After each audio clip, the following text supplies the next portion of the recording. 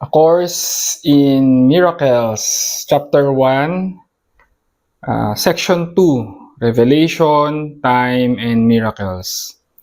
So, nasa Chapter 1 pa lang tayo, pero ito makikita natin may pasabog na yung A Course in Miracles. So, kuha ulit tayo ng ilang passages dito sa Section 2. Maigsi lang siya, and then i-discuss natin. Okay, sige, start na tayo. Revelation induces complete but temporary suspension of doubt and fear. It reflects the original form of communication between God and His creations, involving the extremely personal sense of creation, sometimes sought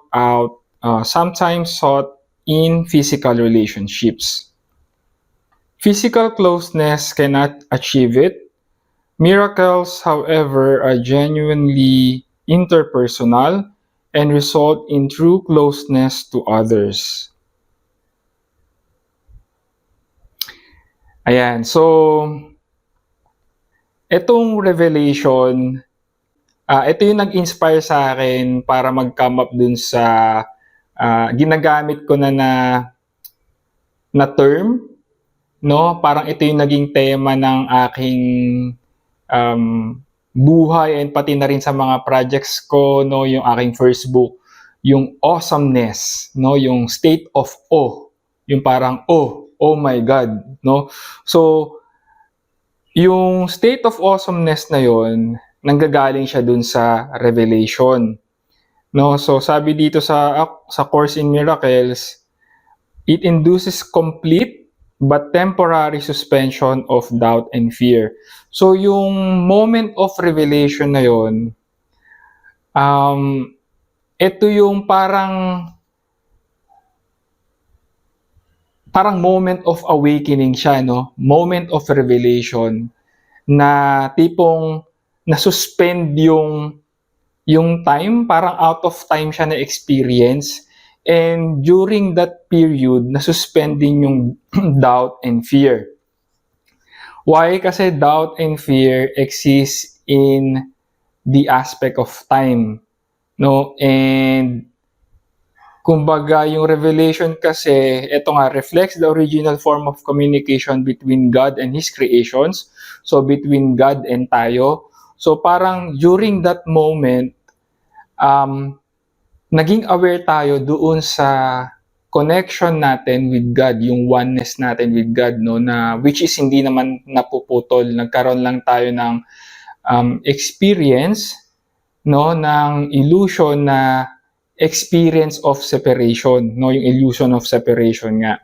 Pero ito yung mga moments of revelation, itong mga tinatawag kong OHA moments, no, doon natin nare-realize, nagiging aware tayo of our connection with God, involving the extremely personal sense of creation, sometimes sought in physical relationships. So yung communication na yon, or siguro mas proper term dito is yung communion natin with God, no, yung connection natin with God. Ito yung love talaga, no, in its truest essence, no. And yung love na yon, ito daw yung sinisik natin, ito daw yung hinahanap natin sa ating mga physical relationships, no, yung human relationships, no, sa family, sa exclusive partnership, at sa lahat ng ating relationship, even with ourselves, no? And lalong-lalo na nga yung relationship natin with ourselves. Ito yung tinatawag natin na self-love. Ito nga yung self-love, no? So, yun daw highest form of love na yon, no, yung ating oneness with God, communication with God, no, yun daw yung hinahanap natin sa ating mga relationships, sa ating physical relationships. Ang problem is physical closeness cannot achieve it, no. So ayun, parang although nagkakaroon tayo ng parang somehow similar sa ganong experience, no, pero yung experience na yun is hindi siya nakikita outside of us, no? Parang hindi siya nare-replicate or yung quality nung ganung form of love, no? Hindi natin siya nakukuha doon sa mga physical relationships natin. So yun yung sinasabi ng A Course in Miracles na physical closeness cannot achieve it. Miracles, however, are genuinely interpersonal and result in true closeness to others. No? Pero pag ito yung naging basis ng ating, yung miracles, no, na tinatawag natin, pag ito yung naging basis ng ating relationship, yung ating communion with God, self-love, pag ito yung naging basis ng ating mga physical relationships with others, no, na-achieve natin yung true closeness to others. Yun yung sinasabi ng A Course in Miracles. So, sa madaling salita, self-love, ito yung love natin with God, ito yung basis dapat ng ating relationships with other people, no? Okay. So, revelation unites you directly with God. Miracles unite you directly with your brother. So, parang intertwined yung revelation and miracles. Yung revelation, siya yung nag-unite sa atin with God, no? Yun nga yung communion. Miracles unite you directly with your brother. Yung miracles naman, yung communion natin with other people, no? Ito, neither emanates from consciousness, but both are experienced there. Okay, so both are experienced there. Yung revelation daw and yung miracles, no? So kung matatandaan mo dun sa mga nakaraang videos natin, diniscuss natin yung different levels of consciousness, no? Ginawa na lang nating tatlo para madali. Meron tayong human level of consciousness, may soul or heart consciousness, and God level consciousness, no? So, yung sinasabi dito na both are experienced there. So, yung revelation, na-experience natin siya doon sa God level of consciousness. Yung miracles naman, na-experience natin siya sa soul o yung heart consciousness. Okay, ito. Revelation is intensely personal and cannot be meaningfully translated. That is why any attempt to describe it in words is impossible. Revelation induces only experience. Yan, ito nga yung lagi kong sinasabi rin and lagi kong ninonote na itong ginagawa natin sa A Course in Miracles ay 2-point lang, no? Pointers lang itong ginagawa natin para dun sa talagang gusto nating malaman, no? Kaya naman, it cannot be meaningfully translated, no? Although gumagamit tayo ng words, hindi pa rin natin siya, kumbaga, mapipinpoint kung ano talaga yung meaning na gusto nating ipabatid or malaman, no? That is why any attempt to describe it in words is impossible, no? Impossible daw talaga. Kasi revelation induces only experience. It is only through personal experience, no? Yung revelation. Like for me, kung ano yung naging experience ko, kahit na anong description ang gawin ko in words, no? Kahit anong detalye and kahit gaano ka-clear, magkakaroon ka lang ng idea, di ba? Pero it's still an idea. Unless na na-experience mo siya on your own, personally, dun mo malalaman, dun mo mapapatunayan na, ito yung dinidescribe pala ni Fred, no? Pero ikaw, magkakaroon ka ng sarili mong perspective, no? Pag dinescribe mo siya, meron ka ring sariling description. Pwedeng iba sa akin, pwedeng similar doon, pero kumbaga, ito yung pagiging unique nga natin sa isa't isa, no? We are all connected with God, pero magkakaiba yung perspective natin. So, yung revelation natin, yung revelation experience natin is very personal. No, pwede nating pagkwentuhan para magkaroon tayo ng ibang idea kung paano na-experience ng iba. Katulad nito, itong ginagawa natin. So, pwede ako mag-share kung ano yung mga na-experience ko, pero that is still personal, no? Personal experience ko yun, and pwede lang kitang mabigyan ng idea. Again, yung revelation is a personal experience. Miracles, on the other hand, induce action. They are more useful now because of their interpersonal nature. So, yung miracles, yun yung pwede nating i-share, yun yung pwede nating i-extend, no? Ito na nga yung ginagawa natin sa A Course in Miracles.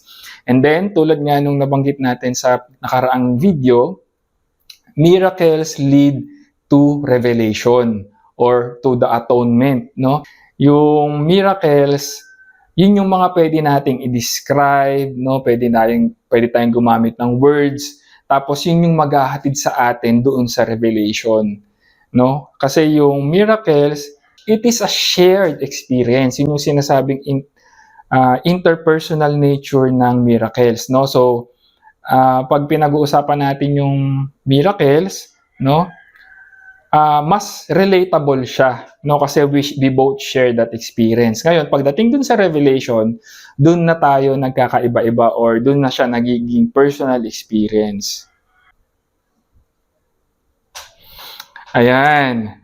Revelation is literally unspeakable because it is an experience of unspeakable love. No, again, ito yung sinasabi natin na love is beyond words, beyond description, no? Hindi mo talaga siya ma-describe, unspeakable. Ito yung love, no, in its truest essence, yung communion natin with God, yung oneness natin with God. So, pag na-experience mo siya, alam mo yung feeling na yon, no, malalaman mo, pero hindi mo siya ma-put into words. Parang wala kang mahanap na words to perfectly describe yung experience, no? Kaya nga ang ginagamit ko dito is awesomeness, no? Yung parang yung state of awe, no? Kasi yung tipong in awe ka, no? Parang na-amaze ka lang, pero hindi mo mahanap yung words, pero yung feeling alam mong totoo kasi na-experience mo siya. So, ganun daw yung revelation. Ayan, sakto. O should be reserved for revelation, to which it is perfectly and correctly applicable. So yun na nga, no, yung awesomeness, no, yung state of awe. It is not appropriate for miracles because a state of awe is worshipful, implying that one of a lesser order stands before his creator. The miracle is therefore a sign of love among equals. Equals should not be in awe of one another because awe implies inequality. Yun. So yung state of awe, appropriate siya na reaction or response natin pag nakaka-experience tayo ng revelation. Siyempre nga naman, di ba, pag naging aware ka dun sa connection mo with God, it's an awesome experience, no? Yun nga yung state of awe. Pero, for us, yung mga children of God sa atin, yung mga creations, no, yung tinatawag ditong creations of God, tayo yon, sons and daughters of God, no, hindi daw appropriate yung state of awe. Kasi yung awe, it implies inequality, no? Parang pag sinabi nating I'm in awe of you, no, parang sinasabi ko na nasa mas higher ka or mas greater ka sa akin, which is not appropriate, which is not true, no? Kasi we are both equal, no, in the eyes of God, no? Equally created tayo, no? So hindi appropriate yung awe. Ang mas appropriate is yung love, no? Yun yung love na nafe-feel natin towards one another, no? Yun yung miracles. Kaya sabi dito, the miracle is therefore a sign of love among equals. Okay, so please take note of that, no? Yung awe and yung love, yung response, kasi madadala natin to sa mga future discussions natin, lalong-lalo na pag pumapasok na sa discussion natin si Jesus or si Joshua. yung real name niya. At ito na nga, no, meron ditong statement na stated siya sa first person perspective, no? So parang si Joshua or si Jesus yung nagsasalita dito or yung nagde-deliver ng message. Sabi niya dito, "It is therefore an inappropriate reaction to me. An elder brother is entitled to respect for his greater experience and obedience for his greater wisdom. He is also entitled to love because he is a brother, and to devotion if he is devoted." So, ayun, "There is nothing about me that you cannot attain. This leaves me in a state which is only potential in you." Okay, so meron tong similar passage sa gospel, no? Kung familiar ka doon, no, yung sinabi dito na there is nothing about me that you cannot attain.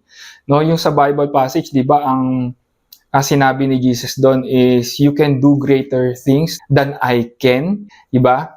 So, ang sinasabi ni Joshua dito or ni Jesus, yun nga, no, from the point of view na hindi appropriate yung o, no, towards equals, no? Sinasabi dito ni Jesus or ni Joshua na hindi dapat tayo, yung response natin sa kanya or yung approach natin sa kanya or how we treat him, how we see him, hindi dapat tayo in awe. Mas appropriate yung love. Pero yung awe is not appropriate, no? Kasi daw it implies again inequality. And ang sinasabi ni Jesus is we are equal, no? We are all children of God. We are all the son of God, sons and daughters of God. No, so hindi appropriate yung o na response kay Jesus, no? Mas appropriate yung love, yung respect and devotion. So okay lang 'yon, walang problem doon, no? So kung meron kang ganung relationship with Jesus, that's good, no? Yun yung appropriate na relationship natin with Jesus. Like ako personally, nakikita ko si Jesus or si Joshua as my best friend, as my teacher, as my guide. So yun nga yung sinasabi niya na dito, no, this leaves me in a state which is only potential in you. Kasi 'di ba si Jesus, nabuhay din siya dito sa earth, no, more than 2,000 years ago.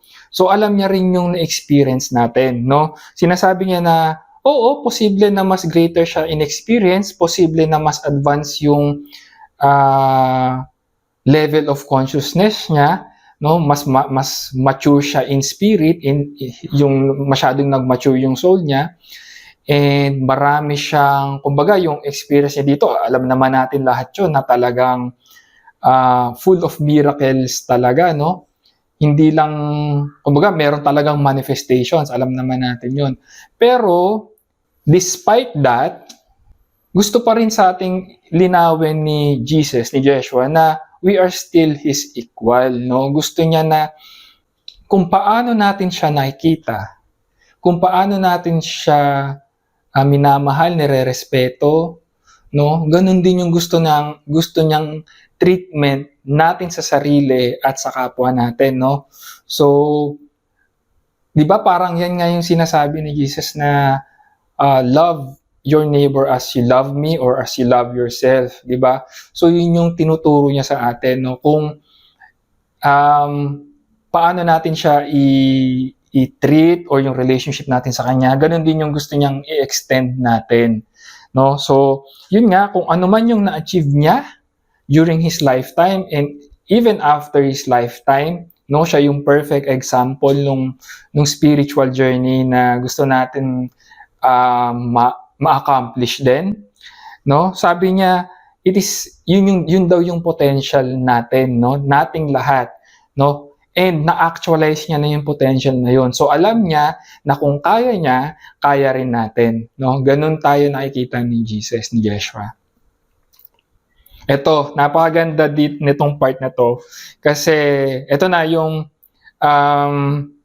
Similar to dun sa teaching sa Bible, no? Sabi dito, no man cometh unto the Father but by me, no? So yung Bible passage na no one comes to the Father except through me, no? Does not mean that I am in any way separate or different from you except in time, and time does not really exist. So yun na nga, sinasabi niya na we are His equal, no? Pero bakit niya nasabi na no man comes to the Father except through me? So tingnan natin. The statement is more meaningful in terms of a vertical rather than a horizontal axis. No, so yung horizontal axis kasi is related to time. No, so yun yung sinasabi niya na pwedeng naging advance siya kasi na-experience siya na before eh. Nauna siya sa atin, no?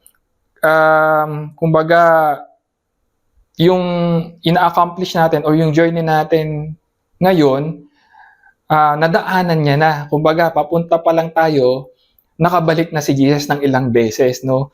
So yun yung horizontal axis in respect to time. No, sinasabi niya yung statement niyang yon is more of a vertical axis, no? So you stand below me and I stand below God. In the process of rising up, ito yung ascension journey natin. I am higher because without me, the distance between God and man would be too great for you to encompass. So, ayun nga, balik tayo dun sa level of consciousness, no? Yung human level of consciousness, yung soul and heart consciousness, and God level consciousness, no? Sinasabi ni Jesus na yun yung naging purpose niya or yun yung function na ginagawa niya, na siya yung nagbi-bridge, no? Siya yung nasa middle, yung soul and heart consciousness, kasi daw masyado daw malayo yung distance between us, yung human level of consciousness, and God level of consciousness. Although, take note, na although malayo yung distance, hindi ibig sabihin nun na separate yung levels of consciousness, ha? Lang sila, connected yon, one straight path yon, although yung distance, yun yung nag-iiba, pero it's still connected. Walang naputol, hindi siya naputol. We're still connected to God, to Jesus, no? Pero yung distance, no? Parang sinasabi ni Jesus na kaya tayo hindi aware, no? Unconscious tayo. Hindi tayo aware dun sa connection na yon with God kasi masyadong malayo yung distance. Kumbaga hindi natin siya matanaw from that perspective, no? Masyadong malayo yung distance. Pero si Jesus, dahil nga advanced na yung kumbaga nakapag-step up na siya, no, sa level of consciousness, nakikita niya yung both ends, pinagbi-bridge niya tayo, no? So yun yung ibig sabihin nung statement na no man comes to the Father except through me, no? So yun yung, and applicable to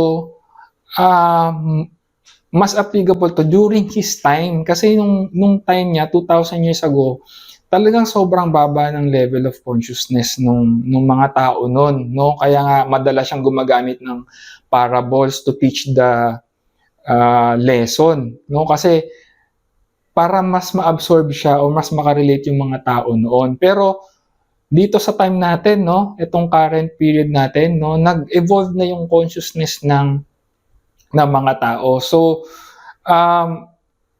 mas nagiging madali na, no? Although nandiyan pa rin si Jesus, si Joshua, to always assist us, no? Kung nahihirapan tayo, lagi siyang nandiyan to support and assist us, no? So yun yung sinasabi niya na I bridge the distance as an elder brother to you on the one hand and as a son of God on the other, no? So yun nga, bridge natin siya papunta kay God. Ayun pala, nakalimutan ko sabihin, although pag-uusapan natin to sa mga later parts pa ng A Course in Miracles, pero magandang introduction na kasi since na-introduce na natin si Jesus as the bridge or mediator between us and God, no? 'Di ba yung level of consciousness? So human level of consciousness, soul or heart consciousness, and God level of consciousness. So magkakaroon na tayo ng another term for yung middle, no? Yung middle consciousness. 'Di ba si Jesus is the avatar of Christ, no? Pero lahat tayo, 'di ba? Sabi niya nga, pwede nating i-actualize yung potential na yun, yung Christ potential, present din yun sa atin, yun yung sinasabi sa atin ni Jesus, pero siya na-actualize niya na yung potential na yun. So, pwede rin nating tawagin yung middle level of consciousness na Christ consciousness. So, meron na tayong human consciousness, Christ consciousness, and God consciousness. Okay? So, yun, gusto ko lang i-introduce yun kasi sa mga susunod pa nating discussion, magagamit natin yung mga terminologies na yun. Ito related to dun sa principle of miracle na napag-usapan natin in the previous video. No? Sabi dito, the miracle minimizes the need for time. However, the miracle entails a sudden shift from horizontal to vertical perception. Ayan. So, miracles minimizes the need for time. Napag-usapan natin to last time. So, bakit? Kasi di ba yung horizontal axis is in respect to time, no? So, pag ganito siya, yung linear time, ito yung perspective natin, no? So, ayan yung alam natin na aspect of time.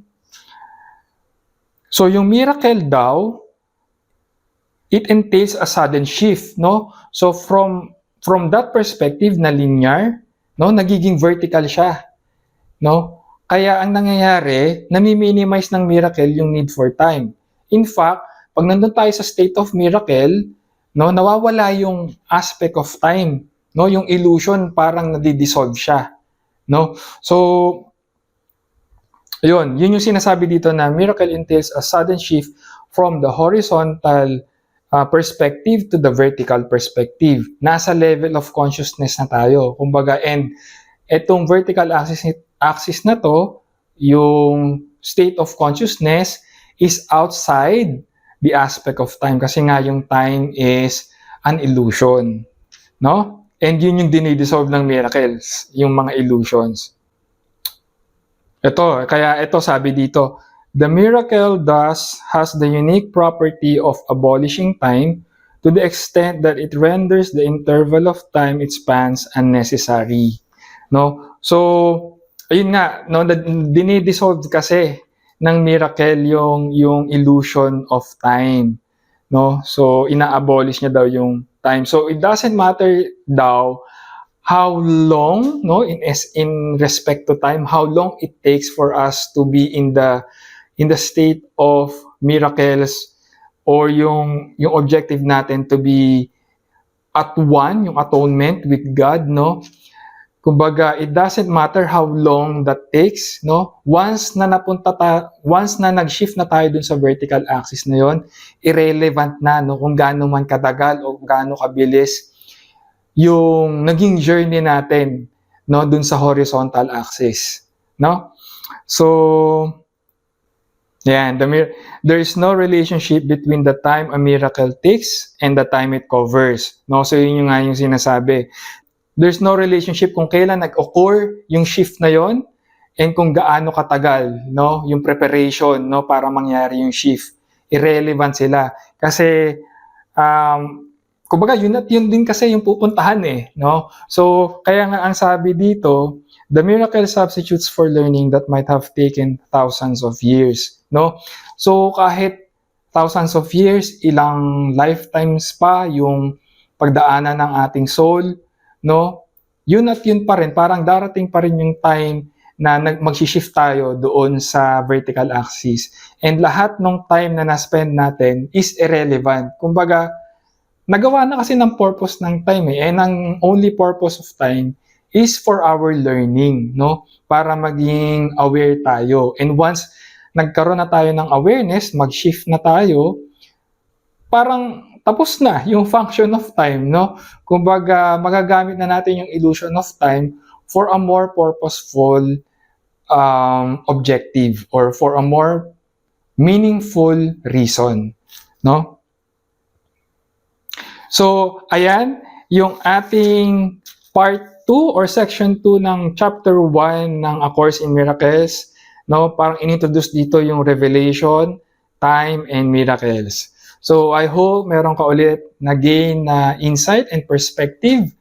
At gagamitin ulit natin itong mga to. We will build on these insights, no? As we move along, as we go on. Unti-unti lalawak na yung awareness natin and mas mag-expand pa yung learning natin from A Course in Miracles. So again, thank you for joining me in this session and I'll see you in the next one.